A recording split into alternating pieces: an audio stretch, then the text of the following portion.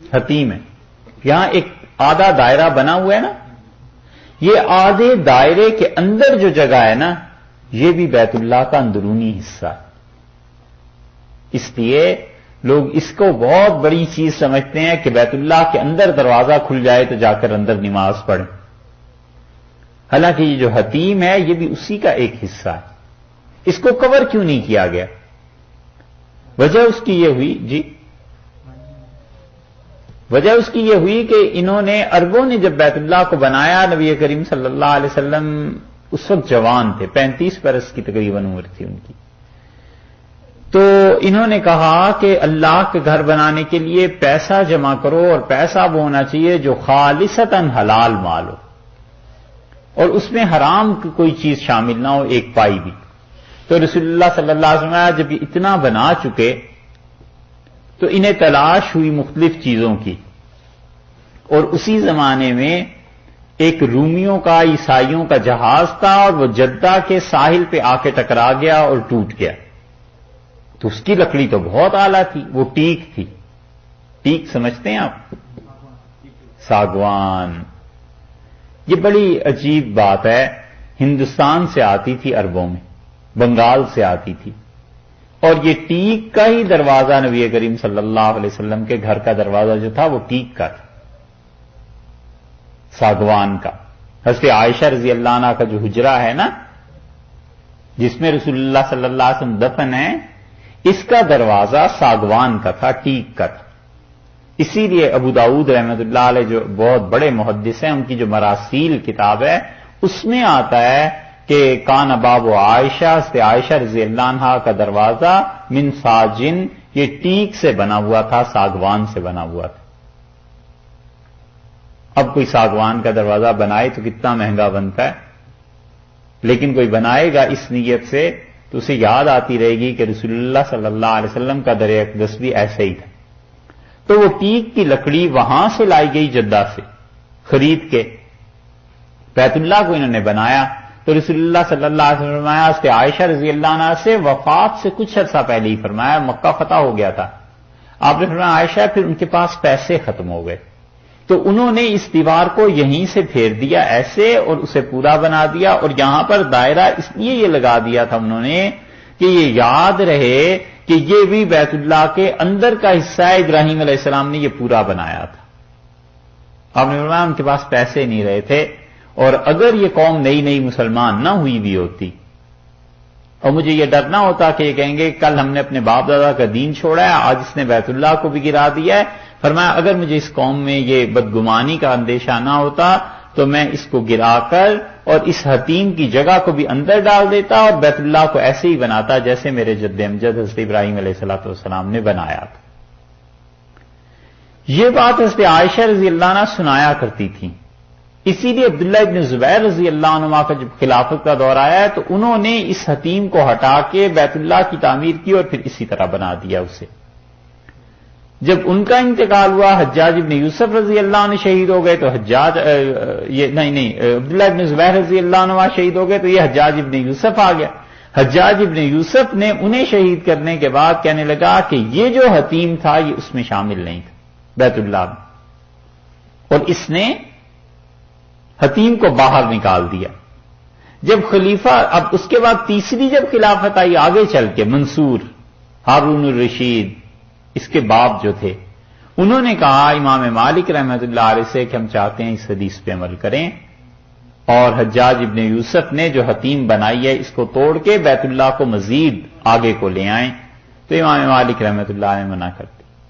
انہوں نے کہا اگر یہ روز روز توڑتے رہو گے نا تو لوگوں کے دلوں سے اس گھر کی ہیبت اور عظمت نکل جائے گی, اور یہ بادشاہوں کا کھیل بن جائے گا, اس لیے بس رہنے دو اب جیسا بھی ہے. بس امام مالک رحمۃ اللہ علیہ کے بعد پھر کوئی نہیں اسے کر سکا. اب تک پیسے ہی چلا آتا ہے, حتیٰ کہ ترکوں نے سوچا تھا, مگر اس وقت علماء نے انہیں منع کر دیا, حنفی فقہا نے, انہوں نے کہا نہ کرو. امام مالک رحمۃ اللہ علیہ جو کہتے تھے وہ صحیح چیز تھی کہ اگر اس طرح کرنے لگیں گے تو لوگوں کے دلوں سے ہیبت نکل جائے گی اس گھر کی. تو یہ تو آ گیا حتیم, ٹھیک ہے. حتیم کے بعد آپ چلیں تو آپ جب اس مقام پر پہنچتے ہیں نا, یہاں کیا ہے, یہ حتیم آیا نا, حتیم کے بعد جب اس مقام پر پہنچے تو یہاں کیا ہے, رکن یمانی، یہ بات ہوئی۔ اس رکن یمانی سے پہلے کبھی غور کیجئے گا، یہاں بغیر ترتیب کے پتھر لگے ہوئے ہیں۔ سارا بیت اللہ ترتیب میں بنا ہے ہمیشہ، اور اس جگہ پر بغیر ترتیب کے پتھر ہیں۔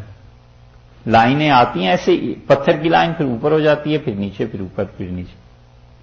یہ غور کیا ہے کبھی؟ نہیں ہیں؟ غلاف اٹھا دیتے ہیں حج کے دنوں میں، غلاف بہت اوپر کر دیتے ہیں۔ یہ جو جگہ ہے نا، یہ اس ملتزم کے اس دروازے کے بالکل بالمقابل دوسری جگہ ہے۔ اور ہوتا یہ تھا کہ یہ دو دروازے تھے اصل میں، اور دروازے زمین پہ تھے۔ لوگ اس دروازے سے داخل ہوتے تھے، اس دروازے سے نکل جاتے تھے۔ رسول اللہ صلی اللہ علیہ وسلم فرمایا، یہ جو دو دروازے تھے، لوگ آتے تھے اور ایک سے دوسرے سے نکل جاتے تھے۔ اور یہ حضرت عائشہ رضی اللہ عنہا سے کہا کہ عائشہ تیری قوم نے ایک تو یہ کیا کہ اس کی چوکی اوپر کر دی تاکہ ہر آدمی اندر داخل ہی نہ ہو سکے، اور صرف وہ آدمی اندر داخل ہو جس کو یہ چاہیں اور جس کو یہ چابی دیں۔ اور دوسری غلطی انہوں نے یہ کر دی کہ آپ نے فرمایا یہ دوسرا دروازہ ادھر والا انہوں نے بند کر دیا۔ اور حدیث میں یہ بھی آتا ہے کہ جو مکہ مکرمہ میں قریش تھے، بوڑھے جو بھی تھے اور عورتیں اور بچے، وہ اس جگہ جا کر دعا مانگا کرتے تھے۔ یہ یہاں پہ بغیر ترتیب کے لگے ہوئے ہیں نا پتھر، یہ بھی وہ جگہ ہے جہاں قبولیت ہے۔ اللہ نے یہ جو فرمایا نا فی آیات بینات، اس میں بڑے بڑے نشان ہیں اللہ کے۔ یہ جگہ بھی ملتزم کے بالکل پیچھے جا کر، یہ بھی ایسی جگہ ہے جہاں پہ دعا قبول ہوتی ہے۔ لیکن شاید ہی کوئی جانتا ہو، اب شاید کوئی جانتا ہو، وگرنہ لوگ اس جگہ پہ رکتے بھی نہیں ہیں، دعا بھی نہیں مانگتے۔ ملتزم پہ رش ہوتی ہے، کبھی جانے کا موقع ملے تو ملتزم کی بجائے آپ اگر ادھر آ جائیں اور یہاں جہاں بغیر ترتیب کے پتھر ہیں، یہاں آپ اس سے چمٹ جائیں، یہاں آپ اس سے دعا مانگیں اللہ تعالیٰ سے، تو یہاں بھی وہ قبولیت۔ پھر اس کے بعد رکن یمانی ہے، اور پھر یہ حجر اسود۔ سمجھ آئی؟ یہ ہے چیز۔ ہم ایک مرتبہ کچھ دوست تھے، گئے ہم سب لوگ عمرے کے لیے، یہاں اسی جگہ پہ جہاں وہاں ملتزم پہ رشتہ ہم یہاں دعا مانگ لیتے، شرطے نے پکڑ لیا۔ وہ مجھے اس نے بڑی شرافت سے پہلے تو مجھے سمجھانے کی کوشش کی کہ یہ بدعت ہے جو تم کر رہے ہو، شرک ہے۔ میں نے کہا شیخ چھوڑو اس بات کو، دعا مانگنے دو۔ وہ باقی دوست وہیں کھڑے تھے تو وہ اس نے پھر مجھے پکڑا، پھر جب میں زیادہ ہاتھ اس پہ رکھ رہا تھا اس نے مجھے گھسیٹ ہی لیا۔ مجھے کہنے لگا یہ بدعت کرتے ہو، یہاں پہ شرک کرتے ہو۔ میں نے کہا یہ اللہ کا گھر ہے، اس میں لڑنا مناسب نہیں۔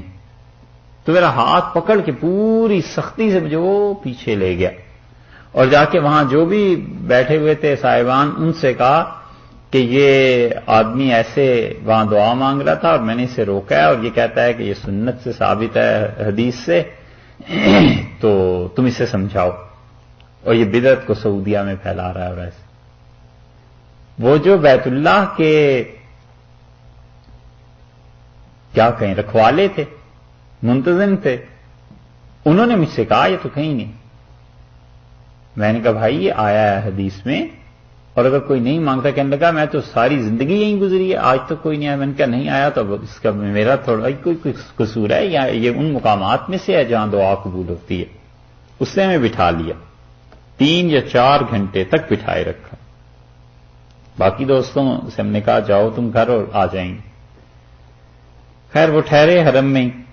صبح کی نماز میں انہوں نے میرا ہاتھ پکڑا، اور پھر اندازہ ہوا کہ اس آدمی کا کتنا اثر رسوخ ہے۔ سارے مجمع کو چیرتا ہوا وہ ٹھیک حتیم میں لے گیا جہاں امام آ کے بیٹھے تھے بیت اللہ، اور اس نے کہا رات یہ جھگڑا ہوا ہے اور یہ شخص یہ کہتا ہے، اس کی بات سن لیں اور پھر فیصلہ کریں۔ ان کا کیا بات ہے؟ میں نے کہا جی یہ بات ہے کہ یہ وہ جگہ ہے جہاں قریش کے بوڑھے بچے عورتیں آتی تھیں، جب ملتزم پہ دعا نہیں مانگ سکتے تھے، کوئی نہیں کھڑا ہونے دیتا تھا، رش ہوتا تھا، تو اس مقام پہ میں نے کہنے لگے کہ اس کا کیا ثبوت ہے؟ میں نے کہا فلاں فلاں نے لکھا ہے، امام نووی رحمۃ اللہ نے لکھا ہے، شیخ نے ابن تیمیہ رحمۃ اللہ نے لکھا ہے۔ 12-15 کتابیں جب انہیں گنوائی تو وہ ہنسے اور کہنے لگے بات تو یہی ہے، سچ کہتے ہو لیکن اب یہ چیزیں یاد ہی نہیں کسی کو رہی. پھر انہوں نے اسے ڈانٹا کہ صحیح بات کہہ رہا ہے، تم اسے کیوں تنگ کرتے ہو؟ تو وہ بیچارے پھر بڑے احترام سے وہ پیش بھی آئے اور بالکل پہلی صف میں بیت اللہ کے ساتھ نماز پڑھانے کے لیے کھڑا کر دیا کہ لو. وہ گویا کمپلسیشن انہوں نے دے دی اس چیز کی. لیکن یہ اس لیے بتا رہا ہوں کہ یہ چیزیں لوگ بھول گئے، کوئی نہیں بتاتا اور نہ لوگوں کو یاد رہتی ہیں. تو ملتزم پہ جب رش ہونا تو بجائے اس کے کہ آدمی وہاں اڑا رہے پیچھے چلا جائے، وہاں کھڑے ہو کے دعا مانگ لے. اس کا فائدہ یہ ہے کہ پھر جھگڑا بھی ہوگا، پھر بیت اللہ میں پہلی صف میں نماز بھی مل جائے.